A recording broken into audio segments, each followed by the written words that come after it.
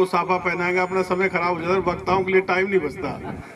तो अब वक्ताओं के लिए खूब टाइम बचेगा।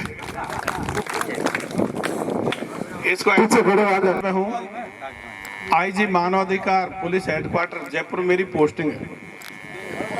अरे भाई, अपन एक ऐसी विचारधारा मिशन लेके चल रहे हैं जो बातें पूरे वर्ल्ड में सबसे बेस्ट है, सबसे अच्छी बात है भाई, अपना सबसे अच्छी बात है वो अपन लेके चल रहे हैं। अब अपन ने क्या, सभी तो महापुरुषों को पढ़ लिया, भारतीय वालों को, विश्व के जो दूसरे देशों के, चीन के, यूनान के, अमेरिका के, सबको अपन पढ़ चुके हैं। अब पढ़ने के बाद फिर अपना खुद का दिमाग भी लगाओ, उसके बाद में क्या चीजें बेस्ट हो सकती है वो अपन को काम करना है। तो कैसा समाज होना चाहिए कि उस समाज से हर कोई आ रहा है, से आते हैं, नेता भी समाज में से आते हैं। तो अपने देश ने हजारों साल की गुलामी झेली है। आप लोगों को थोड़ा सा इतिहास बता देता हूं।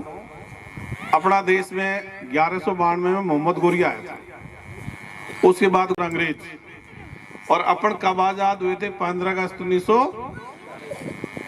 अब देखो अपनी जनसंख्या उस समय भी 15-20 करोड़ थी और अपन को 1-आध लाख आके हरा लेते थे। तो ये अपन को सोचना चाहिए यार, ऐसी अपन में क्या कमी थी? दुनिया भर कोई आके भाई, पहले तो जैसे तुर्कों ने हराया, अरबों ने हराया, तुर्कों ने हराया, मुगलों ने हराया, फिर अंग्रेज तो 7 समुद्र पार, मतलब 10,000 किलोमीटर से आके अपन को हरा दिया। तो ये अपन को सोचने की कमी है, हम एकजुट नहीं हो पाते, हम नई चीज सीख नहीं पाते, इसलिए अपन ने गुलामी झेली। फिर आपको वर्तमान की स्थिति बता दूं, वर्तमान में भी अपने देश की 3 सेनाएं हैं, थल सेना, जल सेना और वायु सेना। तीनों के हथियार खरीदे हुए हैं, अपन कुछ नहीं बना रहे, आयात करके अपना प्रोग्राम, मतलब अपनी सुरक्षा कर रहे हैं। अपनी जनसंख्या है 145 करोड़, मतलब हमारे 145 करोड़ दिमाग हैं लेकिन चल नहीं रहे। तो ये भी अपन को सोचना पड़ता है। अपने बच्चे जब बेरोजगार घूमते हैं तो हमको सबसे बहुत बुरा लगता है।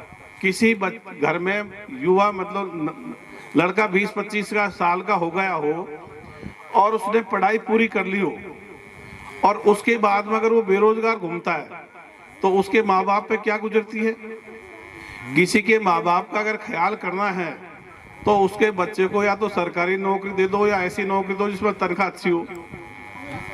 किसी माँ बाप का ख्याल रखने का सबसे बढ़िया तरीका यही है। लेकिन हमारे युवा बेरोजगार घूम रहे हैं, कारण क्या है?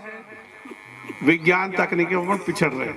तो जो पिछड़ रहे हैं तो हमारे लिए सारी चीजें बाहर से खरीद के लानी पड़ रही है। तो जो खरीद के लानी पड़ रही है तो रोजगार तो बाहर जा रहा है। जैसे अपन ने 36 राफेल विमान खरीदे फ्रांस से 59,000 करोड़ रुपए के, तो हमारा 59,000 करोड़ रुपए का रोजगार कहां चला गया? फ्रांस में चला गया। हमारे बच्चे झांकते रह गए। खरबों रुपए के इलेक्ट्रॉनिक आइटम चीन से ला रहे हैं, पतंग उड़ाने का माजा भी वहीं से लेके आ रहे हैं। तो फिर अपन क्या कर रहे हैं? तो अपना दिमाग नहीं चल रहा। 142 करोड़ चीन के हैं। तो ये अपन को सारी चीजें ये सोचने के लिए मजबूर करती है कि यार न तो अपन एकजुट हैं, अपन जातियों में बटे हुए हैं, धर्मों में बटे हुए हैं, न तो एकजुट हैं, न विज्ञान तकनीकी में बट रहे हैं। तो अपन कर क्या रहे? अपन को अब चीन का भी पता है, रूस का भी पता है, अमेरिका का पता है, इजराइल का, हमास का युद्ध भी पता है। तो हम सब जगह देख रहे हैं और हम कहाँ खड़े हैं ये भी देख रहे हैं। तो अब हम देखते हैं कि अपन को क्यों नहीं विश्व में सर्वश्रेष्ठ होना चाहिए, क्यों नहीं हम पर सुपर पावर बनने चाहिए। तो उसका तरीका क्या है? तो तरीका मैंने बता दिया, जो अपना बैनर है भाई, ऐसा समाज होगा तब जाके अपन बन सकते हैं। कैसा समाज होना चाहिए?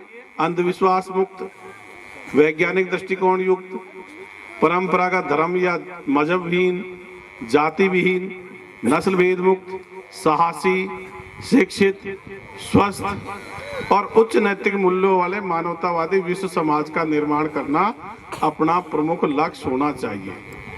ये अपना लक्ष्य होगा। लक्ष्य क्या होता है? जैसे कोई पहाड़ है, उसकी चोटी पे हमको जाना हमारा लक्ष्य है। तो कैसे जाएंगे? एक एक कदम बढ़ाते जाएंगे। तो जो इसमें मुक्त या विहीन है उनको धीरे धीरे कम करेंगे, या युक्त या सकारात्मक है उसको धीरे धीरे बढ़ाएंगे। तो ऐसा समाज अपन को बनाएंगे, तब जाके ही अपन एकजुट हो सकते हैं और तब जाकर के ही सुपर पावर बन सकते हैं। अन्यथा तो पहले वाली चीजें चलती रहेंगी, पीढ़ियां गुजरती जाएंगी और वह की वो स्थिति चलती रहेगी। तो पहला बिंदु इसमें अंधविश्वास मुक्त। अब ये हर कोई कहेगा साहब अंधविश्वास खत्म होनी चाहिए। अब लेकिन कई कई नए नए पूछेंगे साहब अंधविश्वास क्यों खत्म होनी चाहिए? तो अंधविश्वास इसलिए खत्म होनी चाहिए क्योंकि अंधविश्वास वो सारी झूठी और काल्पनिक बातें जिनका कोई अस्तित्व नहीं है।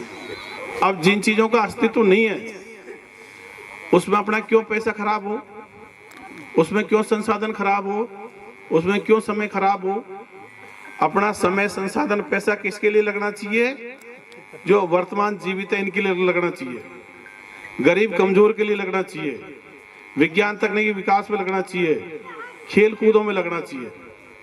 जो हमारे पूर्वज गुजर गए, मर गए, उनका मन से सम्मान रखो, लेकिन उनके लिए भी उनकी मूर्ति, मंदिर, मस्जिद वगैरह में किसी में पैसा खर्च करने की जरूरत नहीं है। कोई पूर्वज बढ़िया हो गया तो उसका पाठ्यक्रम में रहना चाहिए। और सब पूर्वजों के वंशज अपनी हैं, अपने परदादाओं से तो अपन आ रहे, कोई मिट्टी से थोड़ी बन गए बीच में। तो अगर मान लीजिए मैं कोई 10 पीढ़ी पहले कोई महापुरुष हो गया, मैं उसको चाहता हूं तो या तो उसकी पीढ़ी में कोई आ गया उसकी मदद कर दूं, या मेरे अड़ोस पड़ोस में कोई गरीब आदमी उसकी मदद कर दूं, या सामाजिक कार्यों में लगा दूं, बजाय कि मैं उसकी मूर्ति लाऊंगा, सब उसके गुणगान गाऊंगा, उससे क्या फायदा है?